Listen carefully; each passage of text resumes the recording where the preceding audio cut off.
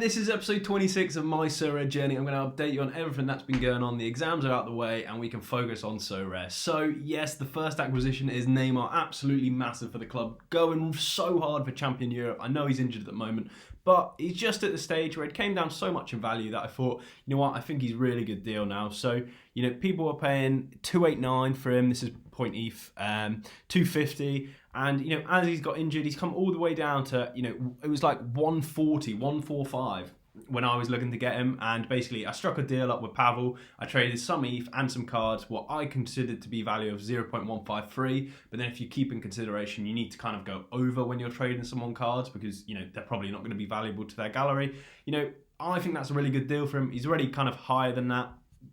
I'm not really bothered about the short-term price. He can continue to go lower. But overall, it's when he's back, when he's linking up with Messi. I know PSG haven't been at their full strength, but I feel like they could get there. And yeah, I think the points will be outstanding. So let's see how that goes. One of my key metrics is how's he doing in terms of 10% of his price. Less than 10% I think is a great green flag for me, saying, you know, really high valued. And just in general, you know, Neymar's such a good player on the metric, you know, taking on players, attempted assists, dribbling past players, you know, these all get points, and I think they'll be really crucial for a player like him. You know, he has kind of a 69, 70 average across 40 games, and if you were to compare that to the rest of the players, that is kind of price bracket. Alright, so what I was saying is one thing I really like to do is put all the players into limited price order and kind of go through them one by one and see whether I think they're kind of fair or not. So a quick establishment of this is obviously Mbappe and Haaland are at the top. You know, got so many years of utility, some of the best players in the world, and highly collectible. You can see why I do think they're slightly overvalued when you consider you can get maybe like 2 Toni Kroos's or 2 Donnarummas, 2 Vinicius's, 2 Florian Wirtz for him. Like, you know, that's why I've not jumped in on, say, like a Haaland, even though he is one of my favourite players. And just going through the list here, you can see Kimmich is obviously high up. Lewandowski's, you know, collectible and one of the best scorers there are. But then someone like Lisandro Martinez, I know how good Ajax are. I know how well they score. But, you know, you have that risk of moving to another club and not being the first choice or not scoring as well as Ajax do. The same for Jury and Timber. I can see why they're expensive, but I think they're slightly over expensive. And you can see that on their 10% of their rare price. So their rare price 1.6 and 2, much higher than their limiteds. And like this is a metric for me that I like to use, and I hope it helps you. And so someone like Messi, I obviously think should be higher than them both. I own him. I'm going to say that. But yeah, you know, that's why I own him. Cruz have been taken up there nicely. Eder Militao, I've been watching him, been really, really solid. So I can see why he's so high up. But yeah, only 1 year of under 23. So you've got to kind of balance that. And Donnarumma, like, I picked him up at a lower price. I thought basically if he does get the starting spot, he should be double what he is now. And even then, I can just slot him in and play him like half the time for his rewards. And I think he's a good value, to be honest. He gets those game weeks that there won't be many under 23 players playing. You know, you got the international game weeks, and then if Champions League, if there's not many under 23 goalkeepers that have a good run. So yeah, that's that little tip for you guys. Like, try and put them in order and see, you know, who's a bit higher than you think they should be, who's a bit lower than where you think they should be. Look at their scores, all the rest of it. Take into account injuries, obviously. So like I said, Neymar was injured, and I think he's injured until the new year. So that's going to have an effect, but I think he'll go up in price a lot quicker than a lot of these other investments that people are looking at, you know, MLS cards or J League players. So yeah, it's Neymar. Let's see how he goes, and yeah, really excited.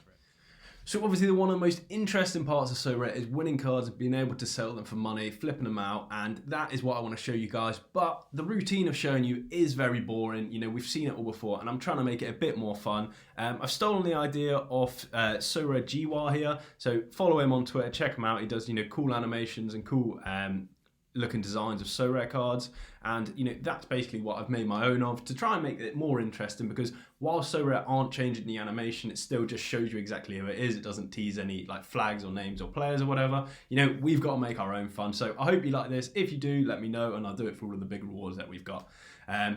So let's let it roll.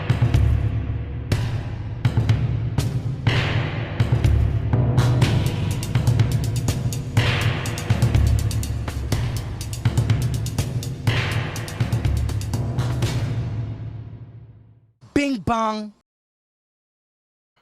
So the first one out of the pot, we have Nicolo Ravella. That was for you Italian listeners. But no, I'm quite happy with him. For a Champion Europe award, to get someone that's 19, 20, so many years utility, that's really good. I think he's slightly injured, which is a downside. And, I don't really know that much about him in terms of like a footballer or, scoring on SO5. But yeah, happy with the reward, happy with his pricing. That's not it.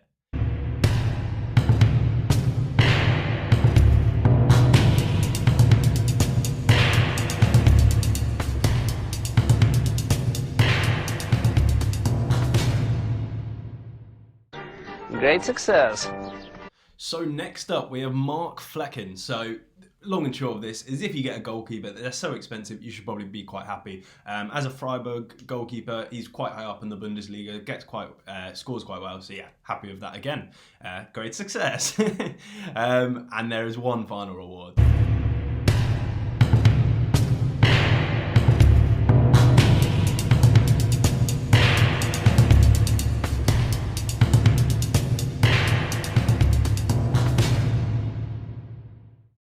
Sorry, what? All right, so the final reward is the one that really grinded my gears. To get a goalkeeper, he was like half the price of all the other awards that finished lower than me.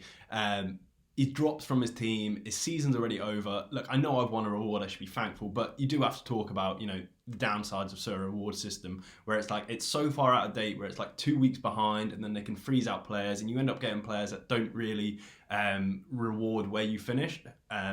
To see people finish, much lower than you, much better rewards can be quite frustrating and isn't good long term for the game. So yeah, I'm not overly down about it. It's just something that I really hope they improve. I know they're trying to improve their reward system, but every time they seem to do it, it doesn't seem to be as successful. So yeah, so those are some of the rewards we've been picking up. We've also been picking up some tier 2s and 3s, but yeah, we've been having some really high finishes. 13th, 30th, Champion Europe and under 23, we've really been excelling. When you think there's like somewhere between 3,000 and 5,000 people playing every week and every game week, to finish really high up consistently, I'm really happy with my team, how it's performing.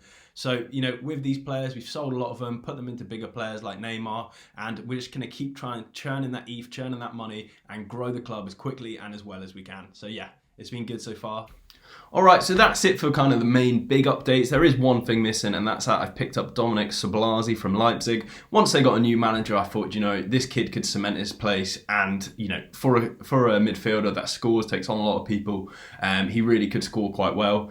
Only problem is, I've just seen in the game today, he started on the bench, so let's hope that doesn't continue going forward. But nevertheless, I think he's at quite a reasonable price, considering how young he is and being in such a dominant team. Besides that, you can just see all the kind of lower tiers that I've got. And in general, I've finished my ETH threshold grinding team, and it's a lot harder than I remember. Now I'm using like the cheapest of cheapest players I can get and focusing everything on the actual limited leagues instead of the rare leagues. I've not really hit the thresholds too much. So yeah, we'll have to see what we'll do about that. I've got unlucky with an injury or two, a bit of rotation as well. But yeah, that's definitely something to work on. But if you look at the actual finalised teams now, you can see Neymar and Jota are injured, which is annoying getting two forwards that are injured at the same time. But again, nothing too big. But overall, once all the squads are fit, this is a seriously good team. Look at the Champion Europe team. Over 40 games, it averages 331 points. And I'm just waiting where they all kind of score at the same time, and then I can finally, hit a podium or do something big. Because they've been scoring individually, I've been getting close, but never just kicked on and all hit at the same time. And then the rest of the teams, it's important to put as many teams out as you can. But I will always say quality over quantity. And look, I need to practice that myself some more sometimes. It's so fun entering let's say D5 Challenger Europe as well. But if it's going to cost you strength in your under 23s or in your all-star team, don't do it. It's probably not worth it in the long term. Some other things to point out is that I've got Jovic now, so you might be wondering why have you picked up a sub? Well, basically Benzema got injured as I was watching the game, and I thought, right, an opportunity to snipe. Let's see if you can make money from this. And you definitely can. I think I picked him up, right here for 0.025. And then he shot up. You could sell him on the same day for 0.053. What I decided to do was hold on to him to see how long Benzema's injury was. He had a game, I think it was midweek in the Champions League, which he was guaranteed to play. And I was like, right, I need a striker for that after Jota's out in the under 23s. Let's play him. Let's see how he does. Didn't end up scoring. And everyone knew Benzema was back for the next game. So his price started to tumble. He's then at the price now where I've paid less. He's less than what I bought him for, and it's like you know, why would I sell him when he's basically the equivalent of where he was before, which is not playing at all? So yeah, happy to keep him in the reserves. If I need to upgrade to a better player, then he'll be obviously one of the first people to go, but that was interesting. Next up we got, I'm not sure if he's going to be on this page, but it's Abdul Nuruddin. I'll just pull him up on Sorare because it's the easiest way to see it.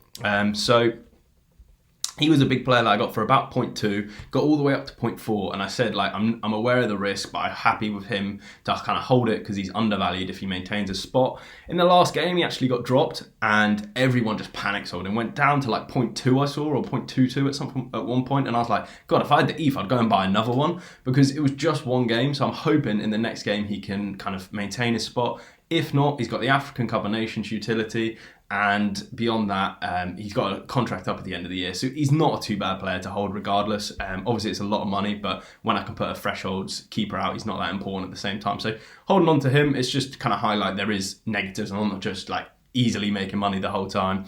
There are definitely down troughs, and he currently is one of them, along with Omar Soleh at the moment, who's just, you know, in and out of the team, not performing. So overall, the team's looking really nice in my opinion, and just generally it's been progressing.